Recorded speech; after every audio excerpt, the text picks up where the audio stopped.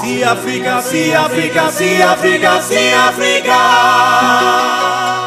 Si Africa vous présente.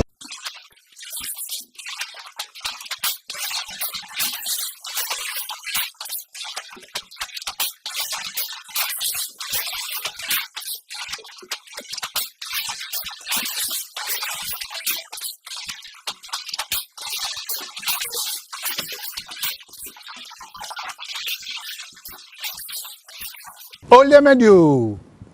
oho diye, oho,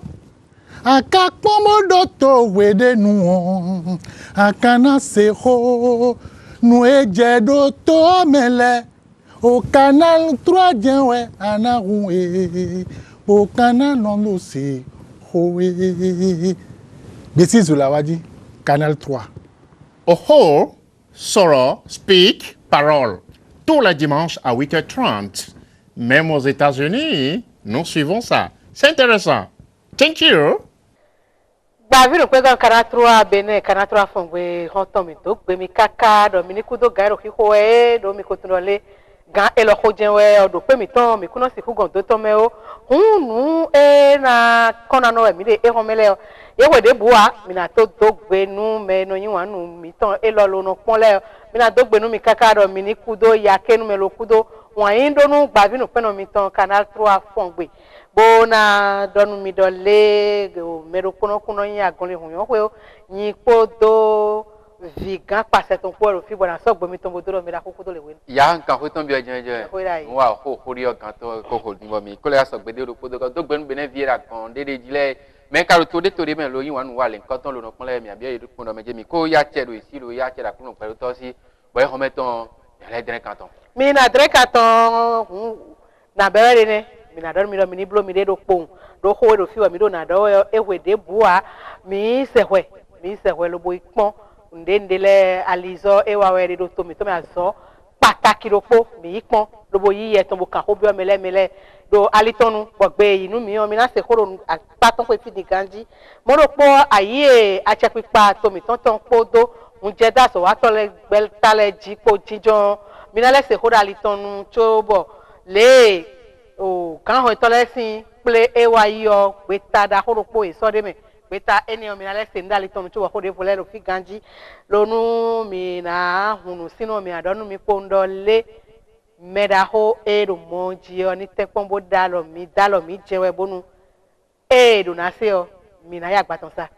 Potassium le ebe din bo we o mo e de di o fune din yo li pa no fune ba de khero e jambe ali mo ko ton di mo mo fune din yo mo mbe no mo fune li chobo bi beton e o bero 2015 do election sin huenu wa ya be ali o kadagada fune bo jeno ko yo me keke do que campagne dans son bureau. Donc, puis béton et befne, bon installation talent ton awayo, et va couper. A de aussi entreprise ya sorry. Et a couper, belle va relancer. Ben abe, donc et ben si quota don. Le aéroport don din kaka beaucoup niveau rero. Il va être bien. Et que ça kudo ndo igbedi. Mais amoro, non on ko mi keke. Et yon ku mi to do. Les pressé ali ogbon. Bo de ogbon bo yi egbon bo yan respecter norme tele na yi nbo yo e kon me gege so ma ko deviation pe ko ado bo ouvert do mi me to village ro ijan itogbon egbedi on mi no ouvert mo no ouvert mo deviation gbon ko gudu ko no dai po donc eyon de dale so ogbon yo eyon bo sa cho kanji be ko vo lancer deuxième phase ordin bon ambi aussi atukoji o yi wida de mi se gbon de la première phase est que l'ambassade aéroport de Banaforo à Tukoji. Deuxième phase on a l'ambassade à Tukoji Bangaï, Wida. Donc, évidemment mieux c'est que le gouvernement a lancé. Deuxième phase de Banaforo à Tukoji Wida de évidemment mieux c'est. Aligné Ali, fi pas no eso. Ben pour 40. Et ouais ça, bon baisser aéroport de kaka Banaforo kaka mon Wida donc. Ali le dit eso wuya. Sin que ko no ko plan. Non ba mele bo mele ne wa mo reprend e gbedi on talon wo ndi on ga lan sale wa le bi pro ndagbo e mo enyon grosso na depo bo ya bio to ho me bo na mo fifa lo to me president de son depo lilo ali dagbo en ta mo so to osu le bon fi ton je porte no retour bon fi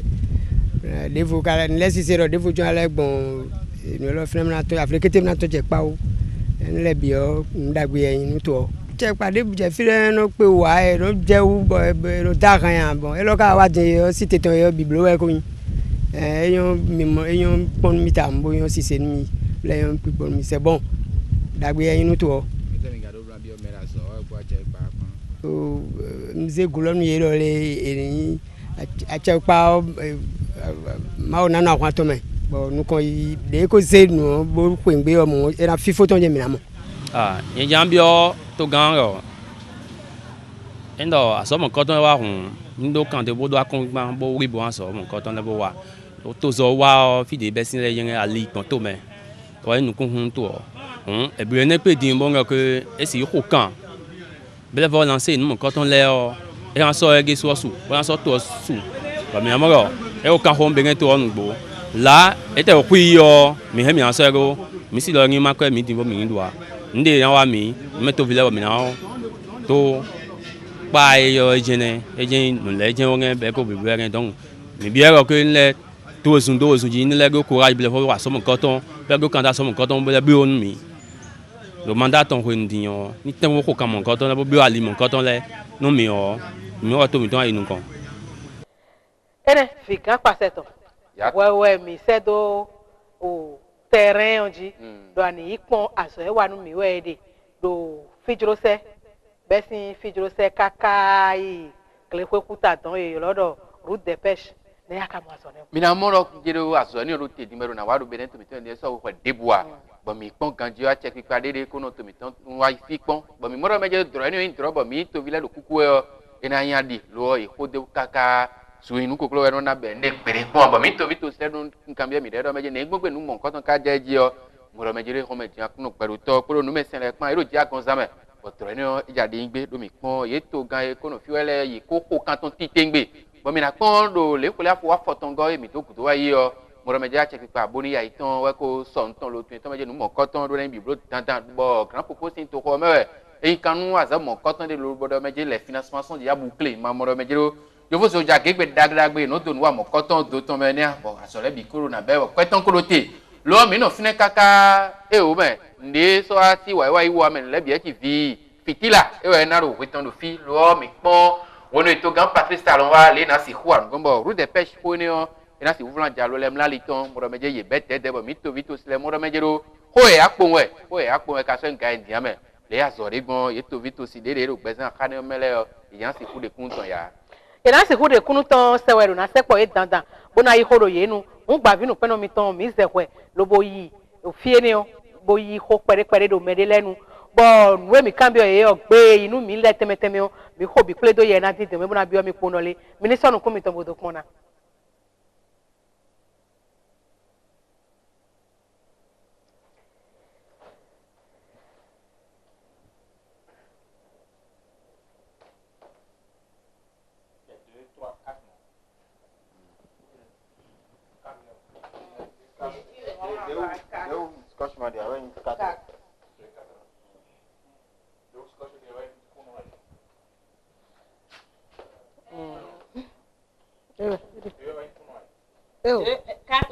Eu deu aí funo. Deu aí funo. Me le ko de me na komate. Hote me le kado. Ipa so bro e bodi na yon na gbe to mi le kunlin do. Ena yin mo. No me le ko de me na 7 minutes.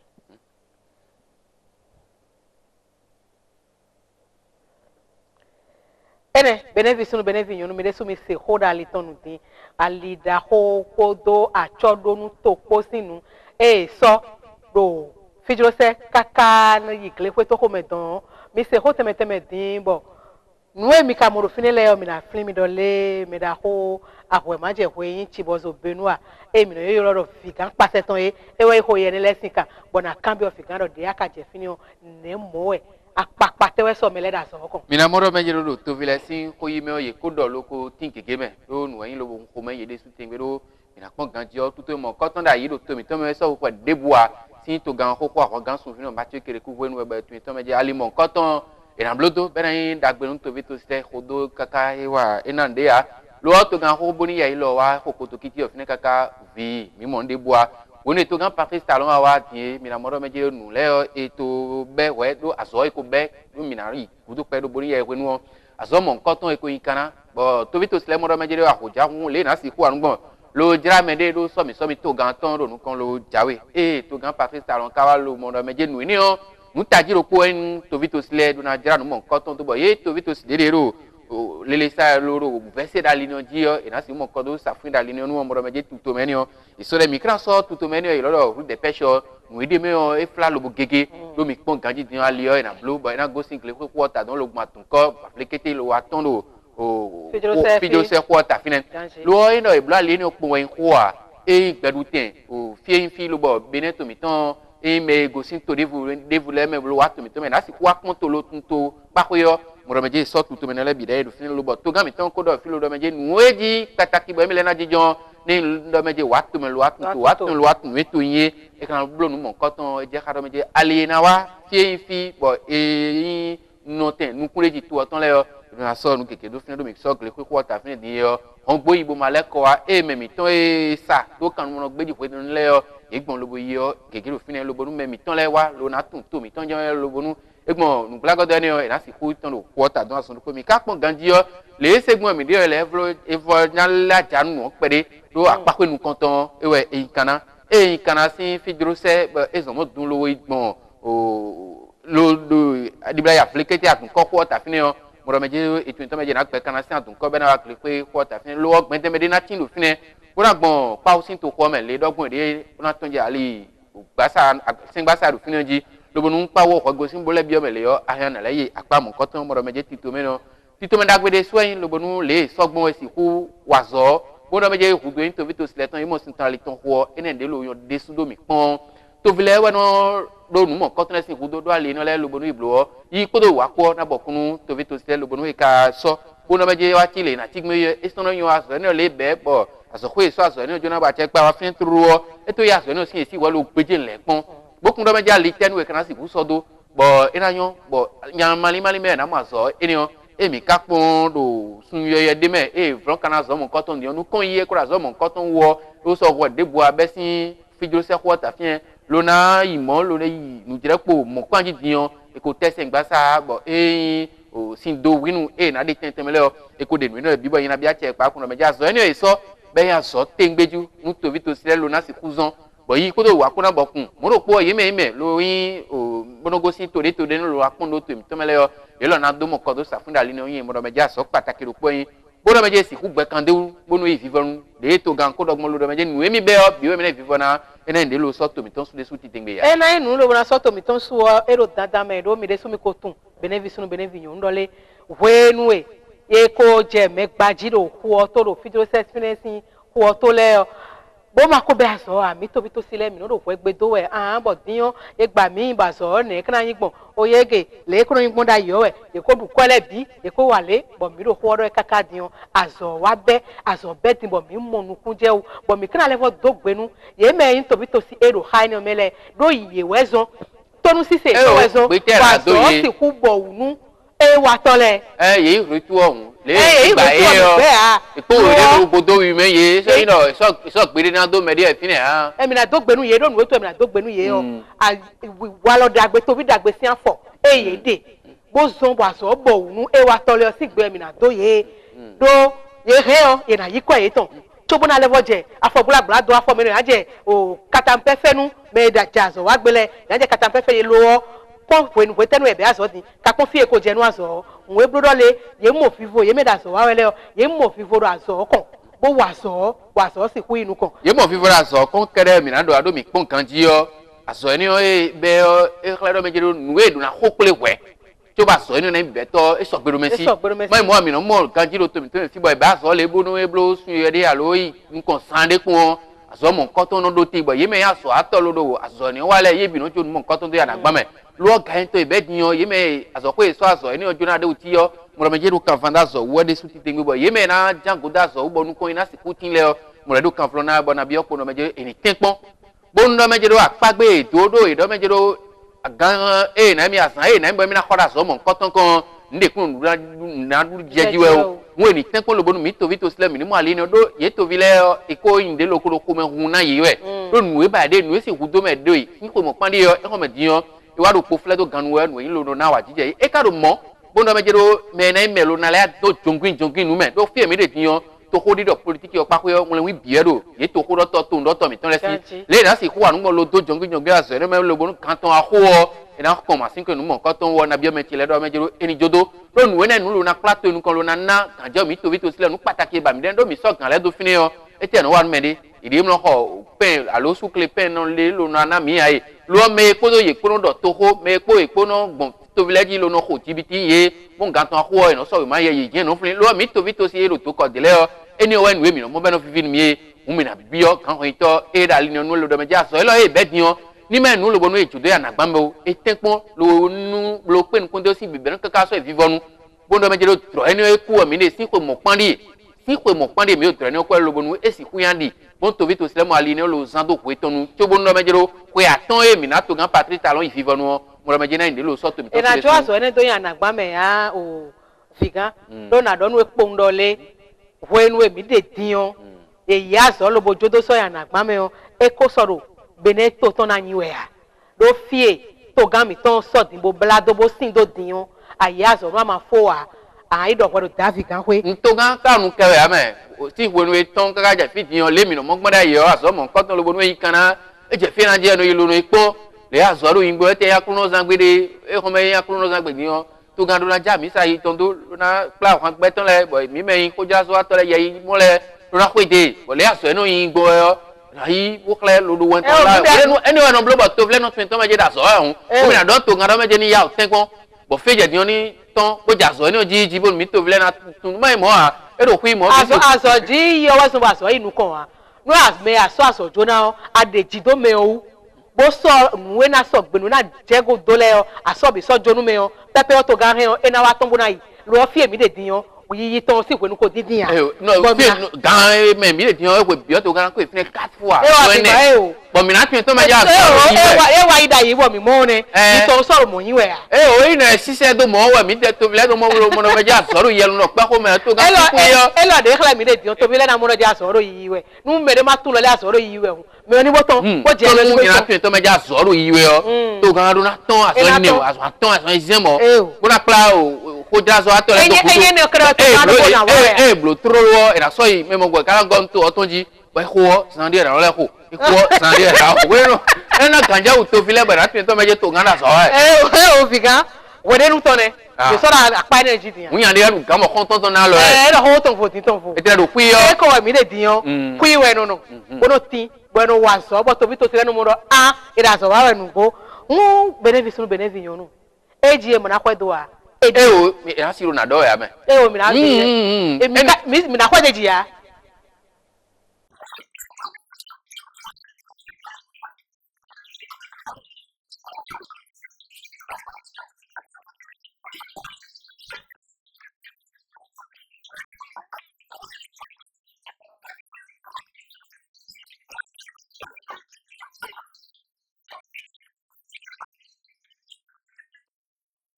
ene no eji e mo na kwedo a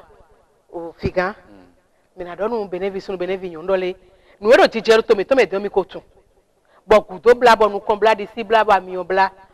bo azo wa to mi ton le bi fo azo koyan yin ye fo azo koyan yin bo a che pipa ro gan do we bodo ye yi lo epo di se no yi lo epo amiyan bo a che pipa ro mi kuna ko o mi kuna jokodo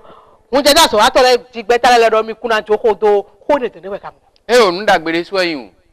do a che pipa mi wa ka je fidiyan pe ani blancho iblo ni o ko gbandi 30 ans après un gain tintan lo bonu esi hula yin ni ro pode me o ena yin lo na yon ta un yin na bi a che pa do me jero no tintan e ye me aso atole lo mo yin ma jode lo ni ye no tintan we fi de we wan do we de no we do to ro we o e we yin do o a che pipa dion ye de le vie to na bi we poro we ma ko me yiwe bo ko le for da de flash by to we le dion ko na me de o yen ma vitela debute fia abiare yo photo o merelo adama chi onu e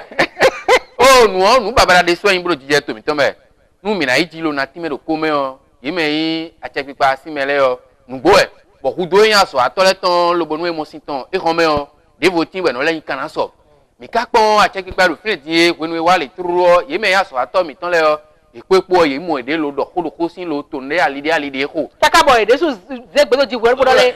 achepipa lo egbo fonu emi mo wa yi bo mero po ge gbe we ton fi lo do meje we ma ni mi kuro na san yo pere pon wo we me la ko police e ko ne o we CSTB si ga ko ton be do meje won we lo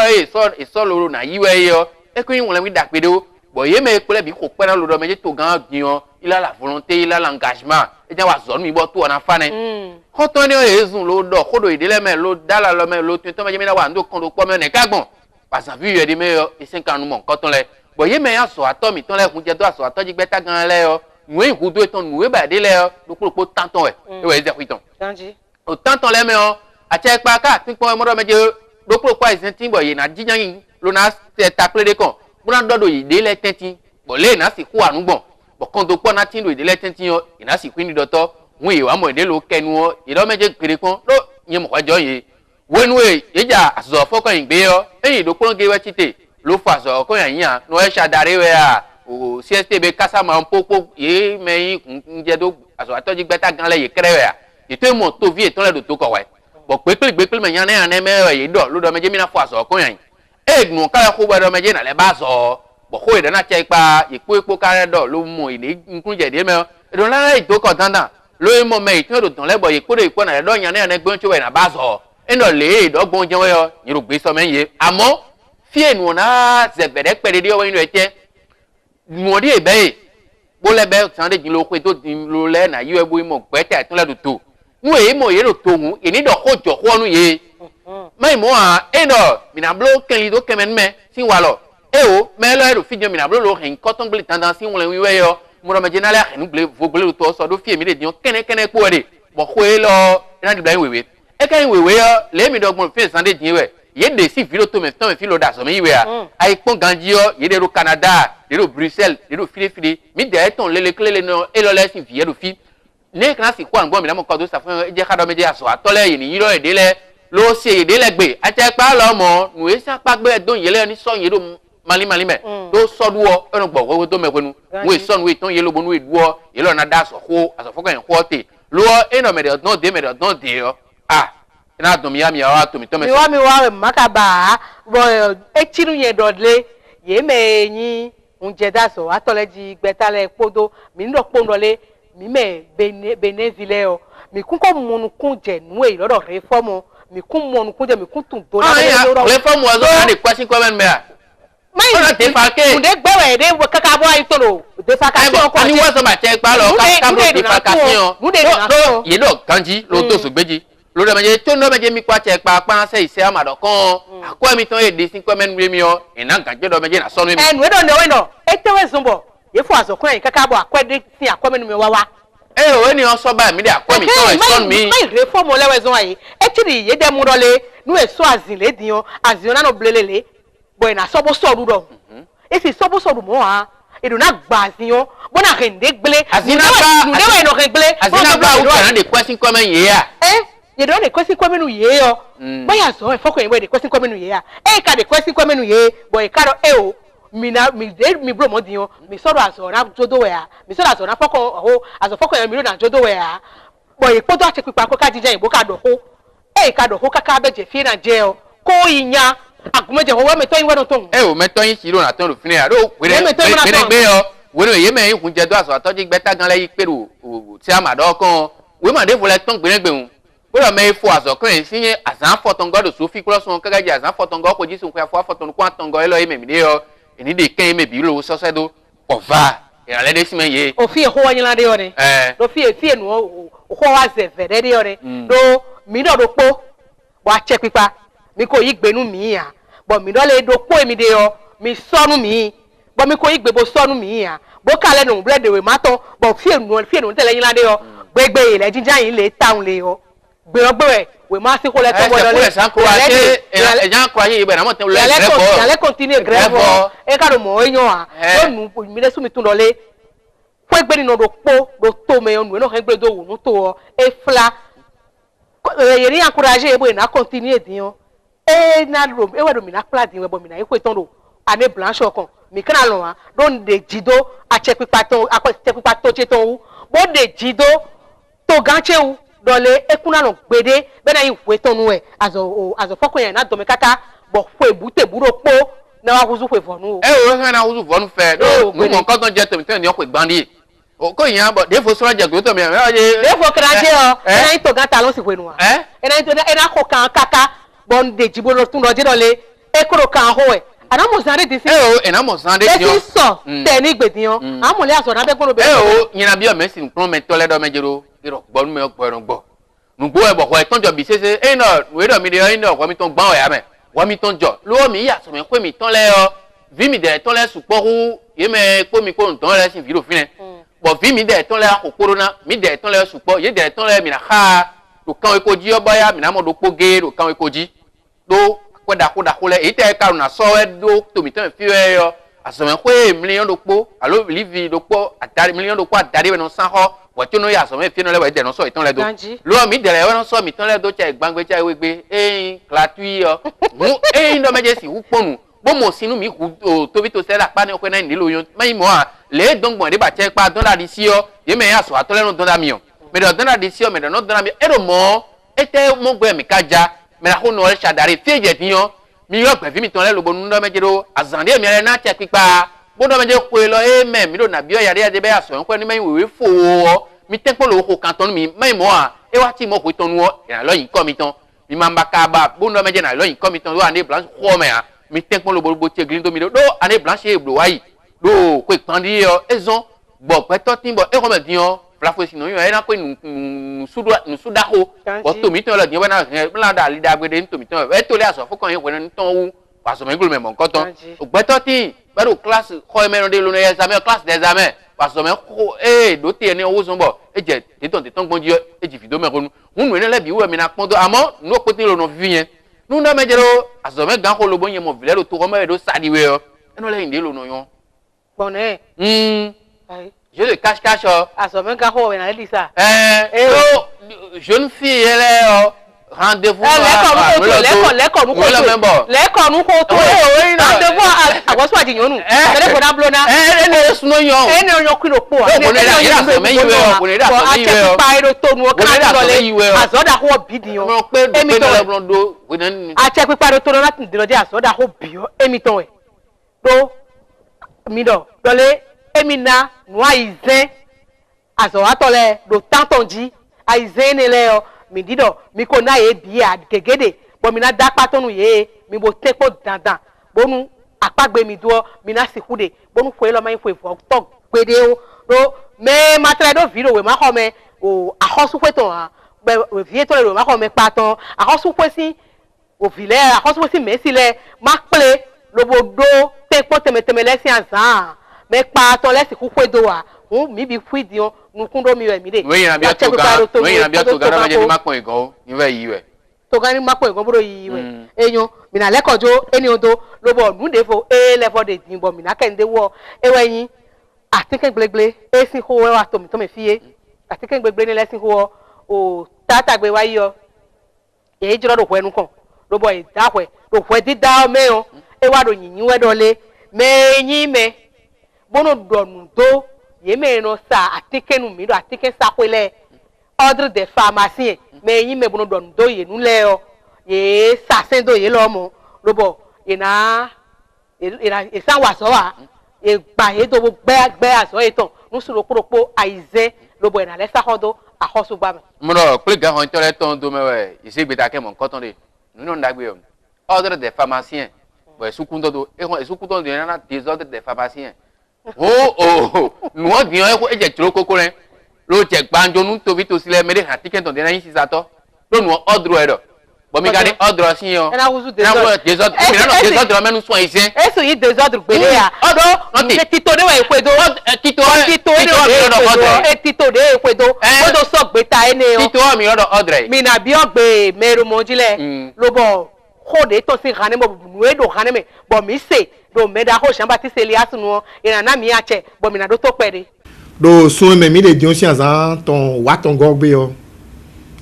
we do ko sa mi ton kutonu ton e kendo khode u bo khoni khodagbe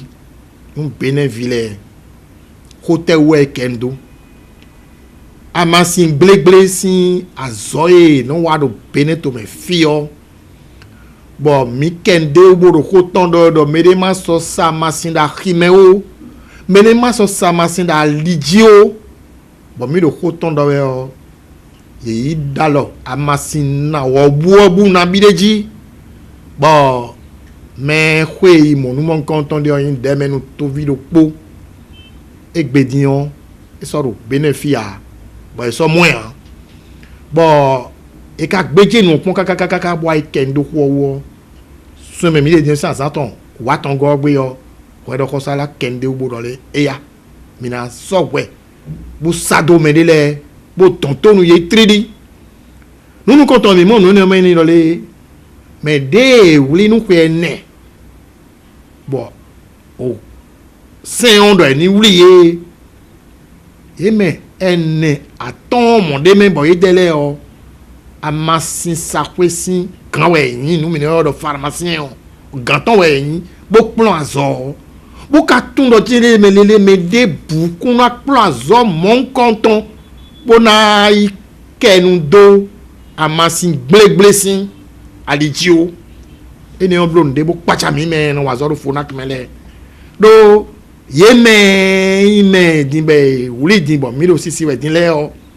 mi ka ko bi ye azona bi de no wazo ka mi do amasin blessing aliene oji bo e ken bodo mi podo deme no ene poku wazaro do poku gbede o wado ko sa we ma we no ra lo menji dele bo e no mo kunde we mas pondo wazona nous ye ken bodo me ni o le de me bo kwe ne na ye be na 5 ans we do ko sa si me le do we ma e do kle de bo mi me pe to pa le mi do a e ne we so bo mi na do sisi nu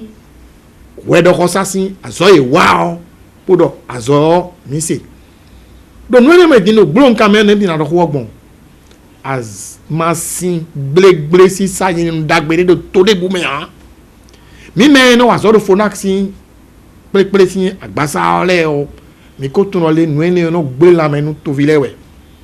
mi ka ba do to vile ni lo la me dagbe bo wa zo nu to ni nu kon bo nu fi mi ton le yin mo azo vi mi ton le o eni wa de nu to ni nu kon e kada masin gble sa we o alni we no gbero gbeto alni ka gbero gbeto wo ado sirun do ado ganji a alni gbero gbeto wo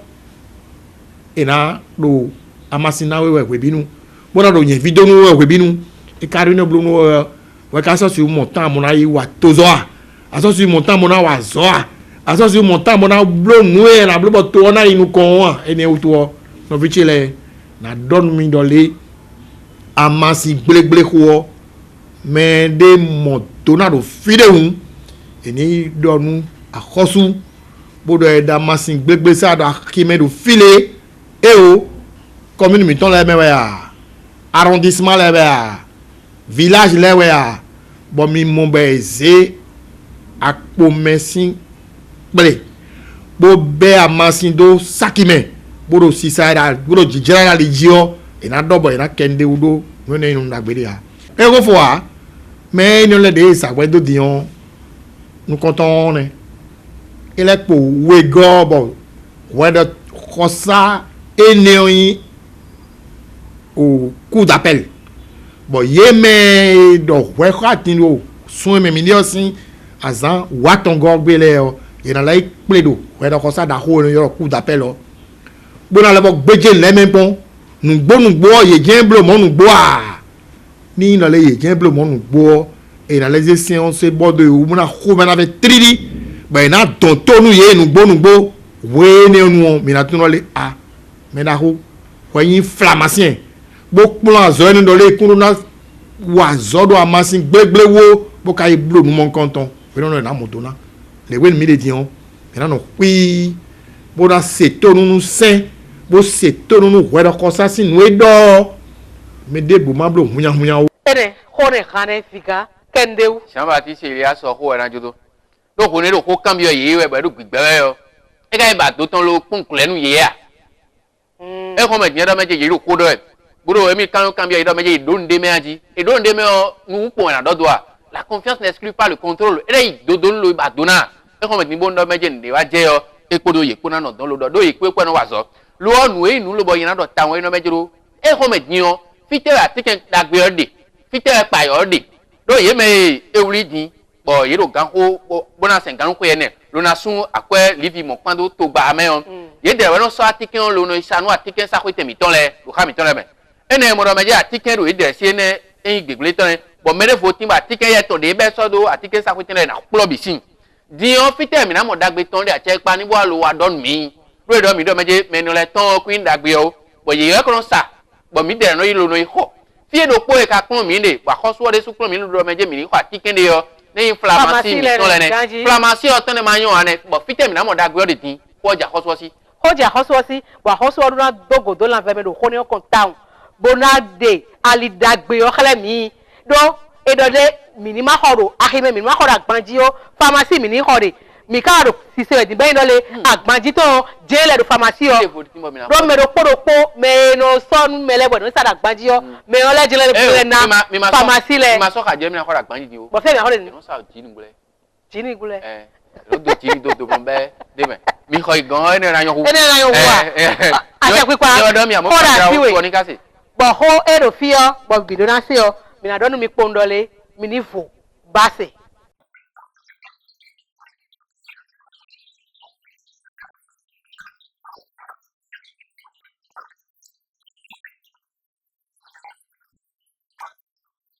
fo base ko do fi bo me mi ten do na fo fe bo na sisi to do ko enu mi de di yo mi wa nu kaka mi na gboje bi gboje ro fini ro kan ton me o do ko enu ton ino meje le no san te kaka le mi ra ho mi ton le no blogbon bo no san te kaka ho kan ton ken ne san ti we no mla ikogo sin asa den du ten ne o e we nu o lo ne mi na si kwa ngo wala me na no kanji mo ro je apa ko mi ko ngbedi ne ya kanji apa ko mi ko ngbedi o ne bo jono emi yinu mi o eso yin jono din la gba safia mi ko mu e azumo pan ofi bona do gbe mi tonu no yodo mi ku to le we ni o do nu mi le free nko mi ton o yin we no yodo madam agbesi e di je bo yin de gan sin fi jiji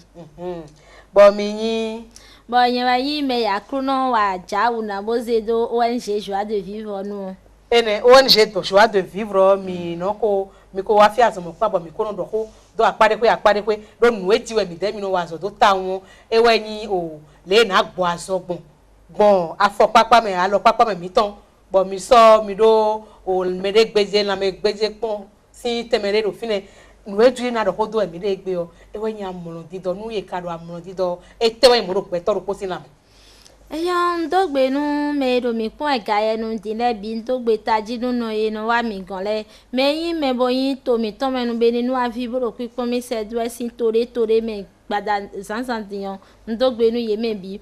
oh joie de vivre wa lo de be no gbazon lo anyemando amasimando ze azon yan azon je ade obio massage we na benu do afopapa be alo papa metwe bonando se ndudu le ton we bo azon ne le bidan gbigboto ero ye na donu we ero amasinando ze we ya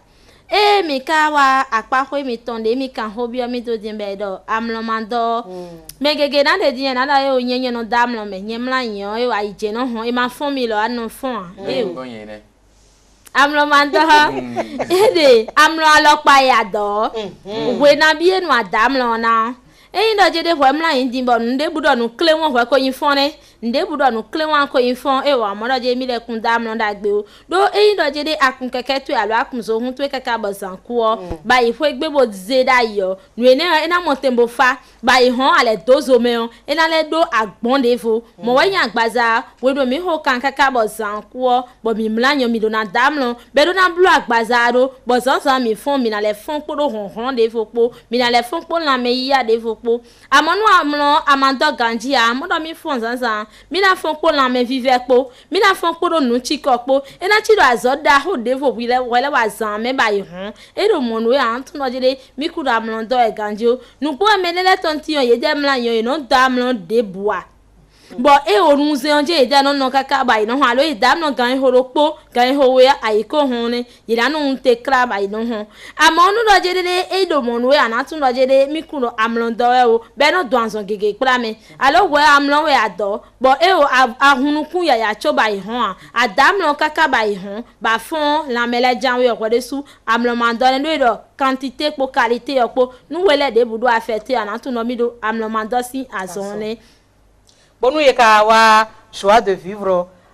o azon eni opo nemi demi on blogun amlotike mi oname o mi de no na amlotike mi an bo nu ezomba mi no fu han ha nu eni on tite ngbeton e we indojede e no don azon gege kpla me amlomando de suwe yan zon ame amonu e no hendo nu wa no supo do we ni amadam lo ganjia ni do kete zame akuno wade me na mo we o we na amlomando e ganjia anado komlo go sabe asido bo na wuri nu azo to we ahunu eni on e na henu ple do azo to me gege de bo bla lita ovi be tindo amlode do ganji zamea bo when we ado keke ji alo fola won ewe iwaje amlo ni doji megegede yo enyamlo man do wa zon bebe hun iji si anson bo egbedion yeyin hun iji si azon je todo amlo de mlo do ganji ado amla madam to e ganji a hun to na je aga iji eledun so azon de fole medo megegede na pacha edo amlo man do si anson ewe zon be ku sono fon kan ganji o do etewu when de we abenu penche ledu ayo aminu alo lesinu ewe adu same ganji alo wenu esankuo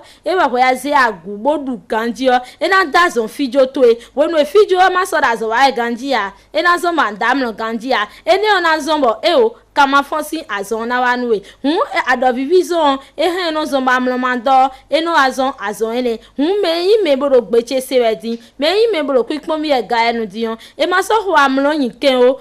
wemede akotunwe bado amlo masion blonu amasion ji anonu chono do pu anonu da ibaje wenu ji aje atonu ji bo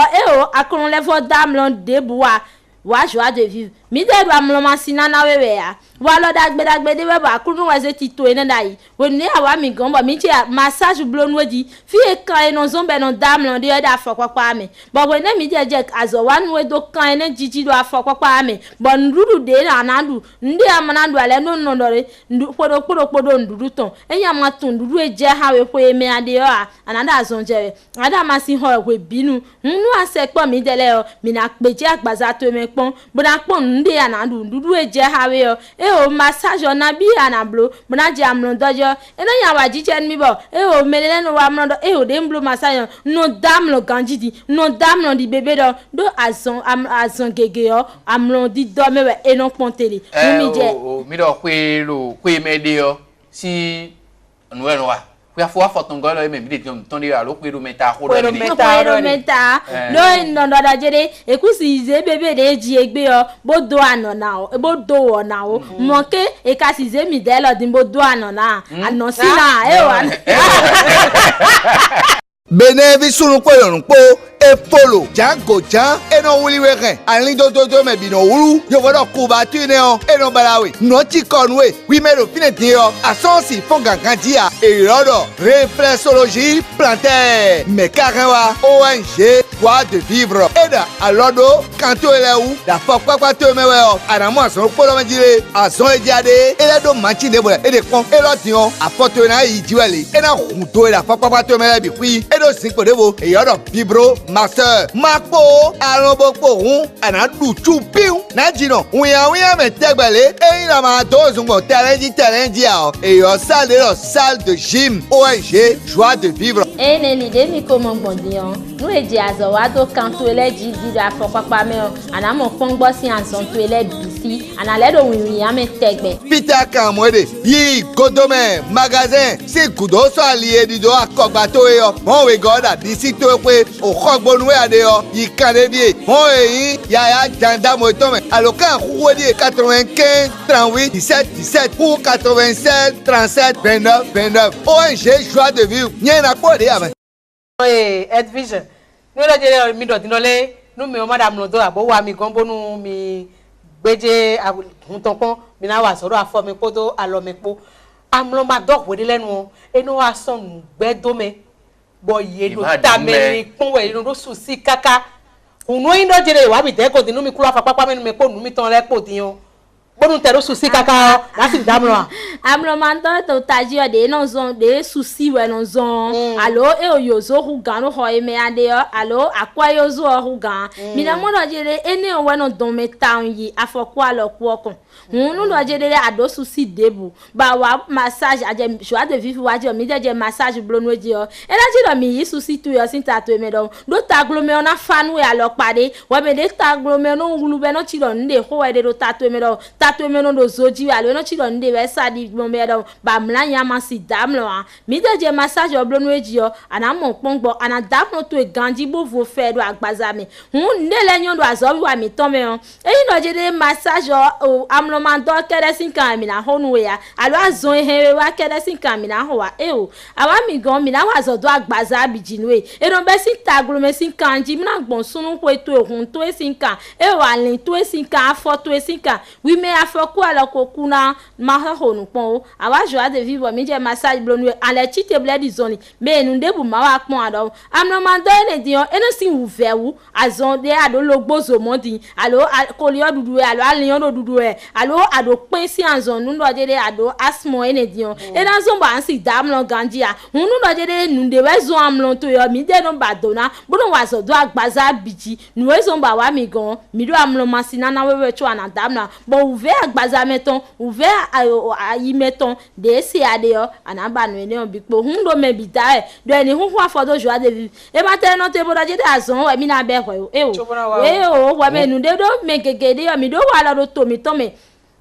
alors me wi to me mi ton fi do mi do wala bonon blo prévention e o hunu do je de e ka do prévention blo we mi mo do je azon gegere yo e don gbopo inu kona hunu do je de ndebu matero wi wa we dia bo e o ado yi wa do ti oro wo ne mi mlayan we mi no tun do mi na azon je we anaya wa mi gombo mi na gbeji agbaza mepon bona je azon wa nu eji wi me no ho kan supo wi me amado wenu ndebu nu agbaza to ya e je haba wa je massage bloji nu ene onu da gbobo me biro biblo we be do dagbe wa nu agbaza we e do biblo we no le nwuyan lo pade e o me de logbozo ozun ba tinkeje anonu anu trolo e no fa e ya no le be e o aje massage blojo asodo atike ndende na nu we ya bokna no ganji agbaza to me ndudu joie de vivre no se me do cuisine meton ndudu e do cuisine to e ba ndu alo o epice sin we ne le de na wadagbe nu agbaza to yo do ayo ne de no wadagbe nu agbaza o do temi to ne de no wadagbe nu agbaza mami ton bo ma mi to ene dion e no wada gbe nu agbaza bo no mama do me hoyin we e na do nu ne do calcium supo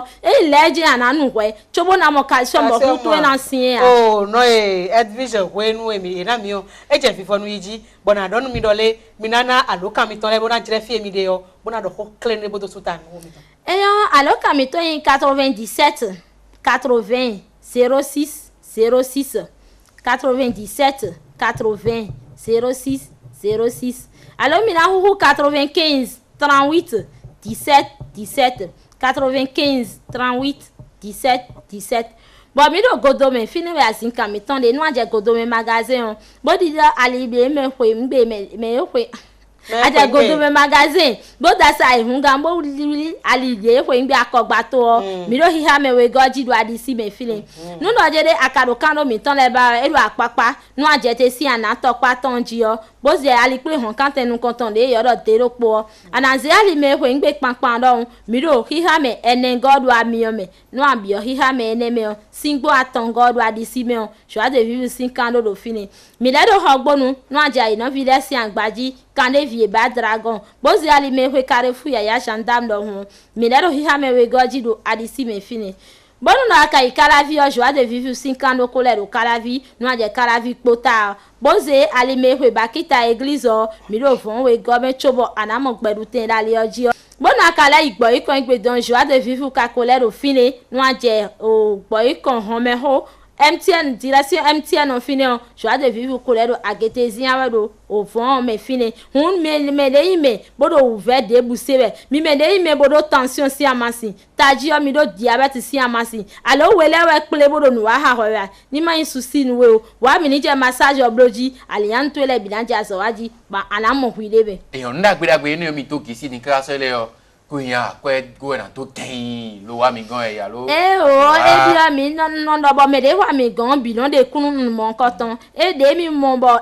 no e no wa so do nu bi ji. E ale anu me to le bi ji, be do efficace blo e no mo pon gbo si nu e do me wa e bi si yo. Bodo de we ko yo gbe me gbon ko jo ade bi to le bi yin ko jo ko eyin nu ba e so na pon mi na do esu po eyan ko ho wa nu mi wa mi gan mi na pon gbo do yan me but de mi na blo gbo taji ono emi tole na no ganji ye ba so na do yiwe dali ji na do fifewe na do jijiro we alo ye mra yin bo